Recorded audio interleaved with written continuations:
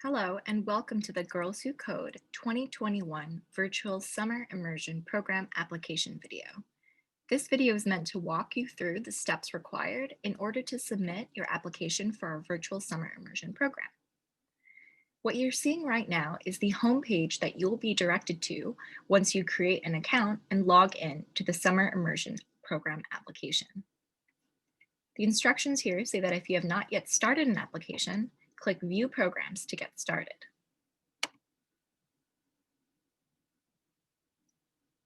Once you select that button, you'll be taken to a page and prompted to update your Program Access profile. Completing the Program Access profile only takes a couple of questions and helps determine your eligibility for SIP.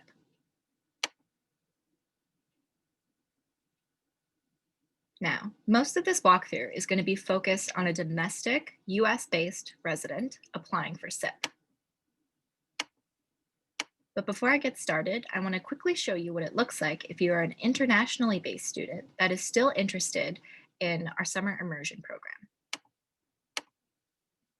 Select your appropriate country of residence, and you'll be prompted to complete the International SIP Interest Form. This is because the international application is not yet currently open, but completing this quick form will alert you when it is and allow you to complete the process. Fill in the necessary information and submit it, and we will let you know once the international application launches.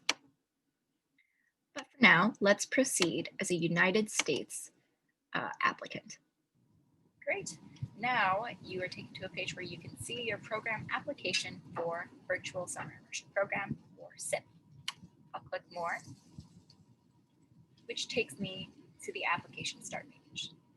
You want to make sure that you review this information very carefully because it includes information on application deadlines as well as the tasks you are required to complete. If you have any questions, be sure to check out the FAQs link or email summerimmersion@girlswhocode.com. For now, let's hit Apply. Once you click Apply, you'll be taken to a page where you have 0 of 7 tasks complete.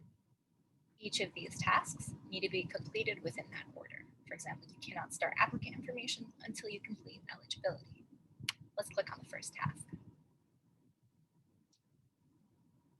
You want to review these questions carefully and submit these answers. So I'm applying as a prospective student. Please make sure you use your email address, and we highly encourage you to provide your own personal email address because we're going to be providing important deadline information as well as any offer letter information to this email address. Next, you want to fill out the state, territory of residence, your expected high school graduation year, and your gender. We also ask for prior computer science experience information. Once this is complete, you want to save and continue editing, and when you're ready to submit, click Mark as complete. Remember that the answers you submit here are final and cannot be changed. So to avoid making mistakes, review your answers carefully before you mark this section as complete. If you mark it as complete, but you need to make any corrections, email summerimmersion@. All right, so you've completed and submitted the eligibility section, which again cannot be modified once you submit it and you're found eligible. This opens up the other 6 tasks for you to complete. You can see your submission process right here. You have 1 out of 7 tasks complete. Let's go to the applicant information section. Make sure to review this information really carefully and take a good look at our attendance policy. At any point, you can save your progress and return and edit details before hitting submit. The first question will be your applicant phone number. Next, you want to provide your home address. I'll provide a fake address right now.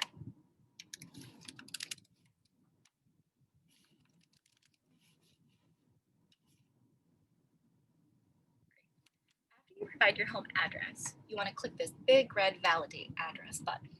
This validates to make sure that your address is correct and something that we can find.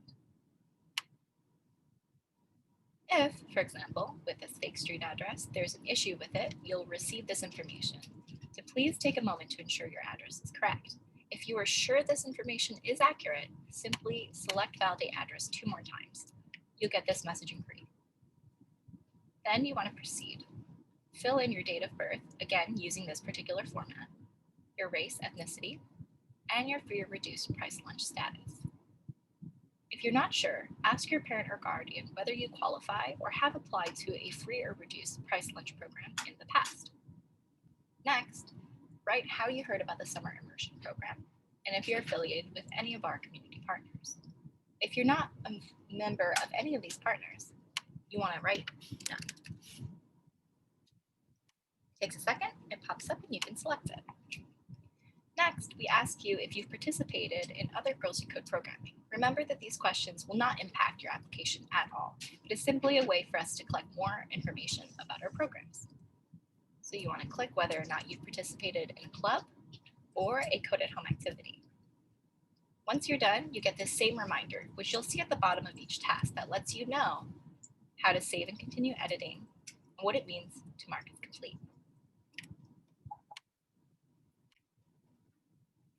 After you've filled out your applicant information, you can take a look at the answers that you submitted by looking at the task again. But now you know that it's completed by the big green check mark. Let's go to the next task around educational information.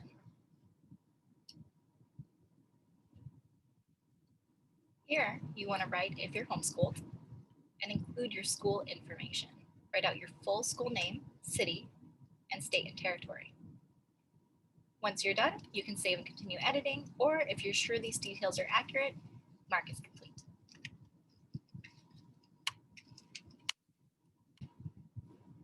All right, we've completed the educational information section, and the next task is around family contact information. This is really important because your parent or guardian 1 is going to receive permission forms that are required to reserve your seat. It's also important in the case of an emergency. Fill in your parent guardian information. This should be the person that should be signing your permission forms and would be someone that we would reach out to in the event of an emergency. You fill out their name, their relationship to you, their phone number, and their email address.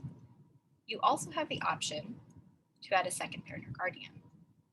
One thing to note is that this email address should not be the same as yours to ensure that both of you are receiving the correct information. Make sure to provide separate email addresses. Next, you want to type in the primary language spoken at home, and if you have any siblings or relatives who are applying for summer immersion this year. After that, you can save and continue editing or mark as complete. All right, we are almost done, and we are now on the program accessibility task. Before proceeding, make sure to really review this information, especially around the SIP starting times and your accessibility. Once you review this information, select all program dates where you're available to participate.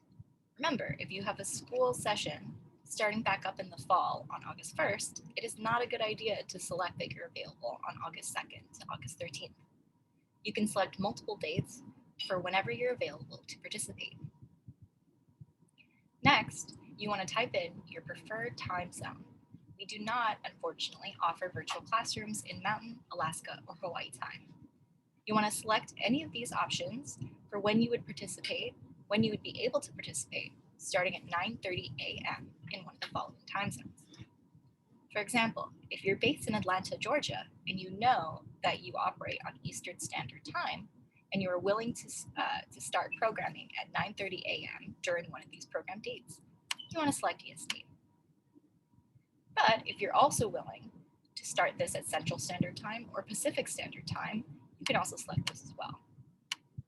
This is really important because this is how we are placing students into programs, so please make sure that you are selecting the options that you can definitely participate for. Next, 3 questions are around at-home technology capabilities. These are really important for us to create the best experience for you, but they do not impact your participation in SIP in any way.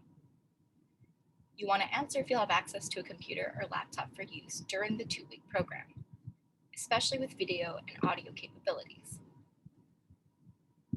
It's also fine if you have a computer on loan from school that you can use during that time. If you don't have a computer, please let us know. Second question is if you have access to reliable Wi-Fi in your home during the 2-week period. There's going to be live video calls where we're going to be doing synchronous class sessions. You'll need to access emails and websites in order to do work for the program. And if you have a personal smartphone available for use during the 2-week program.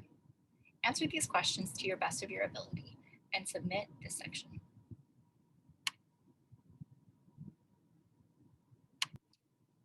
Now, the second to last section is a short response. In 3 to 4 sentences, do your best to answer the following question. Why are you applying for the Girls Who Code 2021 Virtual Summer Immersion Program? And what is one thing you hope to gain from participation? Once you've done this, you would mark as complete to finish this section.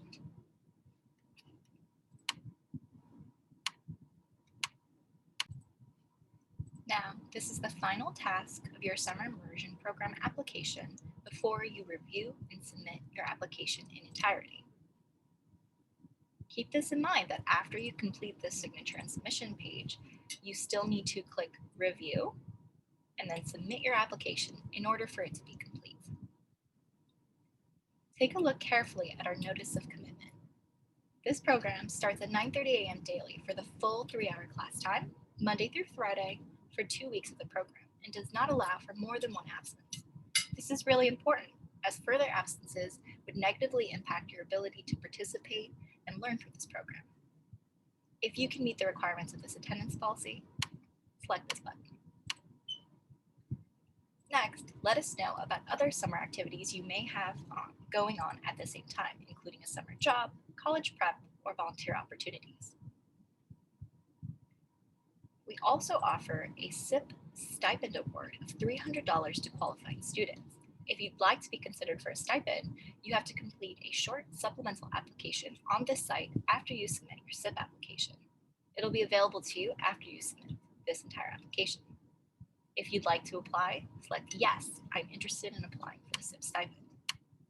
Once you're done, you want to confirm you've completed this application by selecting and writing your signature. Ignore the demo GWC test. This is simply a demo user. Once you're done, remember, this is really important. You are not fully complete until you review and then submit your application. You want to review and select that you understand that your application is not yet submitted until you do the final review and submit, and that you need to apply for a summer stipend by the application deadline in order to receive a stipend decision.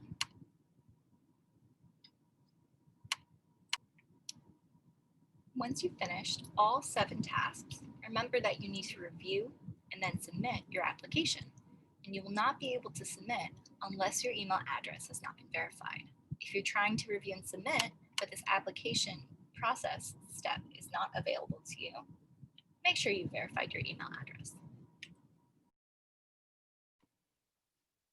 Now that you've completed your Summer Immersion Program application, you want to scroll over and navigate to the Programs selection in the top right corner of your page, and it'll take you to a page that shows the link to your Summer Immersion application, which you've already completed, and your optional SIP stipend application. To go ahead and fill it out, click More.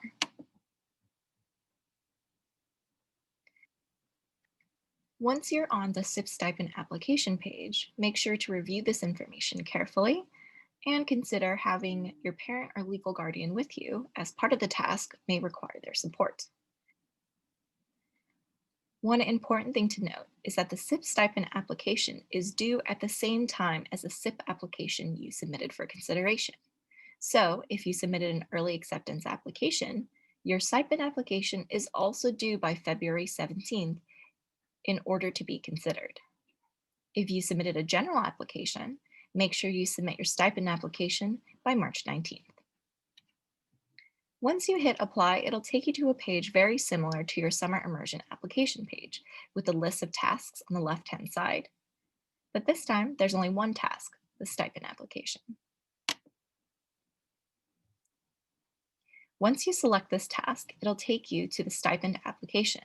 Once you're on the SIP stipend application page, Scroll down and complete all of the following questions. Remember that depending on an option that you select, another task may show up for you. Once you're done, and this is really important, remember to review and submit your application, similar to what you did for your actual application itself. You have to review and submit in order for your stipend application to be considered.